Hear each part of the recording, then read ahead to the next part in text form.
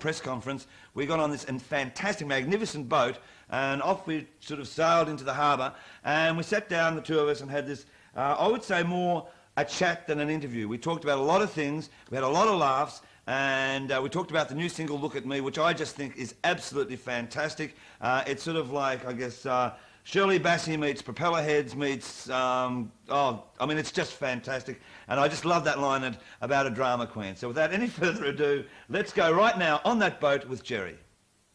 Hello, it's me, I'm back.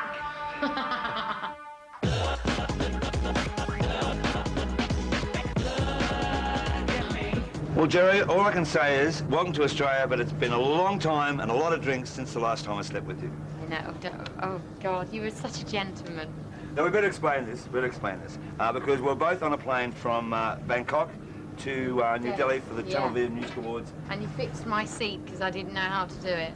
And I didn't ask you any questions then, did I? No, you're a perfect gentleman. I sort of thought, where's my box brownie or whatever, and I could take some photos of you all asleep, but no. No, you didn't. Fame has not affected you at all. Still the same guy. Oh no, I'm a bit of a band mole, actually. A bit of a what? A bit of a band mole. Band mole? What's that? They follow groups around, you know what I mean? Right. Yeah. We'll get that a secret. The decision to leave the Spice Girls, I mean, that has to be one of the gutsiest decisions, I reckon, in music, or the stupidest. I mean, no, gutsy. Well, you know... the height, when everything is happening, America has exploded where, in a huge way, this happens, you know? I think, you know, it has to be said, you know, at the beginning of the tour, I told the girls that I wanted to leave at the end of the tour in September, so the girls knew that, so there was no surprise. And, but then sometimes in life, you're questioned to say, hey, do you mean what you say about girl power? And, you know, the whole question when I wasn't allowed to do this breast cancer interview, I thought, you know what are my priorities? You know, I've lost the plot if I can't do this. I'm meant to be the advocate of girl power, so if I can't do this interview, then I'm a liar and I'm a cheat. You know, what I've been harping on about these last 2 years, because it was never about the money, it was more than just the band. So I just thought, you know, I've got to get my feet back on the ground and get in touch with the reality. It's kind of an instinctive thing to do. I mean, I was standing on this mountaintop, I just thought, you know what, I've got to jump. I don't know where I'm going to land, but I have to do this. You know, I would have no integrity left if I stayed. And, you know, as much as I wanted to finish the American tour, and as much as I wanted to do Wembley Stadium, can you imagine? I just thought, no, I can't. I like the way you describe, you know, like your departure from the girls, of saying it sort of like was a marriage and the divorce, etc., etc. Did you ever feel lonely after that? Yeah, I mean, when I left the Spice Girls, it was like, the only way I can describe it's like being in a very, very crowded room or a very busy road and then suddenly getting into a car and slamming the door shut, and the silence was so, it was penetrating, it was so lonely because I was abroad anyway, and I was used to that, living at such a fast pace. And, you know, they were my family, my friends for that amount of time. It's like being married. You know, that's a whole environment. You have your husband, sisters, lovers, mothers, all of that, and then you walk out of it, and then you're left alone. So I had to kind of deal with that, and that's, you know, when George Michael came into my life and said, come and stay a few days. Now, the irony of it is, with George, I mean, he went through his problems as well over that tour or whatever.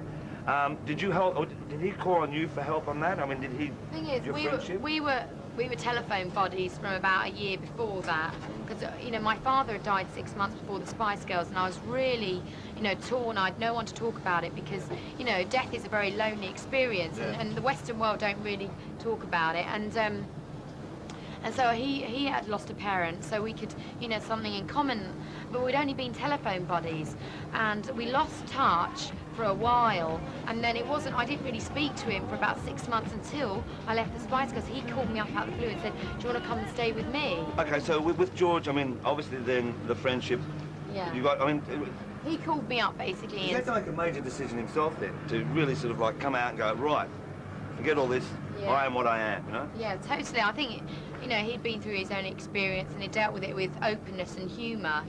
And, you know, when I left the Spice Girls, I was like a bit of a headless chicken, I have to say.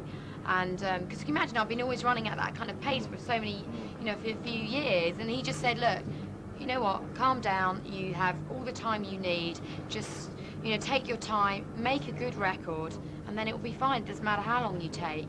and he just offered me a sanctuary as well. He said to stay a few days. I stayed 3 months.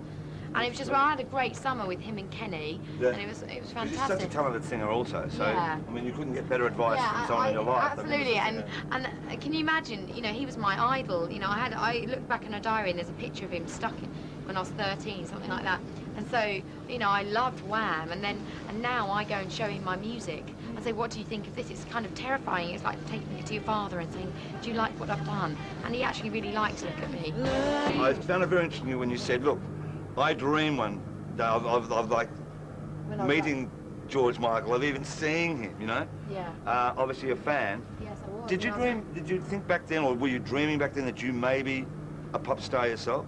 Oh, absolutely. I read back at my diaries, and it's unbelievable that, you know, the optimism I have as a 16-year-old girl thinking, yeah, I'm gonna, you know, I'm gonna be famous or whatever, because at the end I come from quite a humble beginning. You know, I didn't have a lot of money in my family, and I used to watch TV and think, you know, everybody on telly must be a millionaire, and that's gonna be my way out. I want to be rich and famous. That was gonna be my hope, my aspiration. So I really imagined it and inspired. I'm a dreamer. And, you know, I think the most inspiring thing is actually, you know what, I'm not the brightest girl, I'm not the most beautiful girl in the world, but actually with a bit of determination and use your mind and the power of that, you can achieve things. Hey, listen, when you achieve things, I remember being in London for the Brit Awards, right? Yeah. When you came out in what they call that dress, right? Yeah. Which was amazing, or the Union Jack. The next day, I just could not believe in the papers. I mean, all the tabloids, okay, you may expect that, right? The London Times. I mean, you're on the front page of every newspaper, The Guardian, you know? No. Did that seem weird to you? The irony, I mean, it was wonderful, you know, to the actual experience, the whole Brits, and it was one of these memories that will never leave me. But I mean, that, for example, that dress, I didn't have anything to wear. I didn't know what I was going to wear 5 days before, and I always just draw on my imagination. I just thought, I just got a British flag and sewed it onto this kind of bustier thing, and thought, oh, that will do. Britain, yeah. You know, and then it just captured everybody's imagination because, you know, it was kind of cool Britannia at the time, so I was just tapping into that, really. Now, just that night on the plane, observing you, which I was, yeah. And you were so natural and so nice to the lady next to you, and etc., etc. And that's, I've seen the normal Geri, right? Yeah. Is it hard having to do this and go out and be Ginger or Geri or whatever? Do you know what I really find is that... Because you handled the press conference brilliantly today. I mean, you got some dicey there were some questions very tough questions. I think, you know, well, there was one question the lady was saying about being real, and that's the whole point. I think, you know, if you're honest with who you are, I know I'm not perfect, you know, I'll say the wrong thing, I'll swear at the wrong time, or I'll slip up or whatever. I don't know the answers to everything. I think the point is to be honest about who you are, and that way when I talk to you now, it's a pleasure. I'm just like having a chat with you. Yeah. It's not a facade, it's just, hello, and I'm here. That's it. Yeah. And I think, you know, the whole ginger thing, there's nothing fake about it. That's a part of me.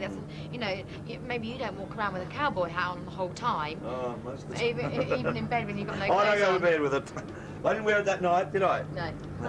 With your ketchup boots on, though. But, you know, so she's a part of me, and if anyone identifies with that, that's great. Yeah. So, you know, there's all different sides to us. You know, sometimes I feel like a little lamb, but the next minute I feel, yeah, I'm bulletproof and I can take on the world. You know, that's what... A bloody boat. Paparazzi down there, they're trying to get us together, snogging. But, you know, so there's lots of parts to me, and the whole pressure thing is, you know, I like what I do. You know, I'm sure you do. It's enjoyable. I'm a very lucky girl, you know. I've opportunities more than most. You know, there's people starving in Africa. The single, yes. Look at Me, I love it. I think it's a great track. The first time I heard it, I thought, ooh, what's this, you know? Second time, it just grows on you. It's so infectious. Tell us about that, the choice of being the first single. Well, basically, when I first left the Spice Girls, I really didn't know what I was going to do, but it's very therapeutic for me to write all my lyrics and melodies. I put it into a dictaphone, and when I went back into the studio, I just basically just got I always draw my own experiences, and Look at Me is about public image, how we're all obsessed with it. I mean, everyone really commented on mine, and I thought, well, actually, my heart and my mind is exactly the same. And then I realised that the way I respond to people actually is whether it doesn't matter whether you're black, gay, straight, or you're a journalist, or whether you're whoever you are. I look into your eyes and see and respond to you as a human being, and I think that's the best way to communicate. And that's the way I've always got on, whether you're a postman or a president. Right. And that's what it's really about. And it's also laughing at myself. You know, I'm a drama queen. If that's your thing, baby, I can even do reality. I'm laughing, and I think it's so important to have a sense of humour about yourself. I don't take myself too seriously. Right, now I'm getting the wind up here. Now, there's a couple of things I have to ask, because I'm going to ask like a Michael Parkinson or maybe a Barbara Walters, right? Right. Is there a man in your life? No. No? I have one man in my life, and that's Harry, my dog. Dog, yeah. Yes. It's in the video. Yes, but Or in the EPK, actually. yeah, I mean, I think in life there's always a sacrifice. You can't have your cake and eat it. I've been working really hard. When I was writing my album, I said no sex, so my lyrics would be better. Right. So I sacrificed no sex life for that album. And there's 4 characters in the video. Yes. There's the... Vamp. Yes. Virgin. There's the virgin, which is the... Yeah, and the sister and the bitch. Right, and the bitch who's the publicist, right? Yeah. Is there a little bit of you and all that 4? I think there is a little bit of everybody in those characters, I'd like to think. Yeah. It's a generalisation, but I think I'm somewhere in between the vamp and the virgin. Right. Somewhere in between. All right.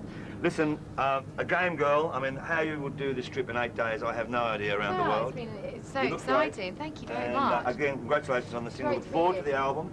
Thank you. And, And before I go, I want to say a big thank you to everybody that supported me while I've been away, because I've really needed that kind of support. So it's meant a lot. So thank you very, very, very much.